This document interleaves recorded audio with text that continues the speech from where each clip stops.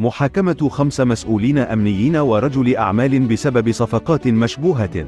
متابعون بتكوين عصابة إجرامية واختلاس وتبديد أموال عامة وإفشاء السر المهني والرشوة والتزوير. بعد جلسات تحقيق تفصيلية ماراثونية دامت أكثر من 14 شهرا من طرف القاضية المكلفة بالتحقيق بغرفة جرائم الأموال بالرباط،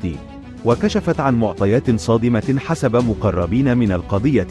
يمثل صباح اليوم الاثنين رجل أعمال ومسؤولون أمنيون كبار متابعون في حالة اعتقال في ملف الاختلاسات والتزوير والصفقات المشبوهة التي واجهها عبد اللطيف حموشي المدير العام للأمن الوطني ومديرية مراقبة التراب الوطني بصرامته المعهودة،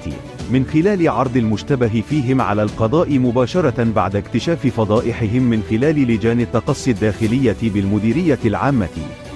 المتهمون وهم 5 مسؤولين أمنيين ورجل أعمال متابعون في حالة اعتقال، إضافة إلى شخصين آخرين توبعا في حالة سراح،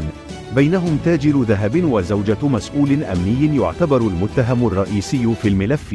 كان يشغل مركزا مهما بمصلحة الصفقات بالمديرية العامة، يمثلون صباح اليوم الاثنين في أول جلسة محاكمة أمام الهيئة القضائية بغرفة الجنايات الابتدائية المكلفة بالجرائم المالية لدى محكمة الاستئناف بالرباط، في انتظار أطوار جد مثيرة من خلال الاستنطاقات والمواجهات المباشرة بين كل المتهمين في هذه القضية، ارتباطا بخلاصات البحث المنجز من طرف الفرقة الوطنية للشرطة القضائية،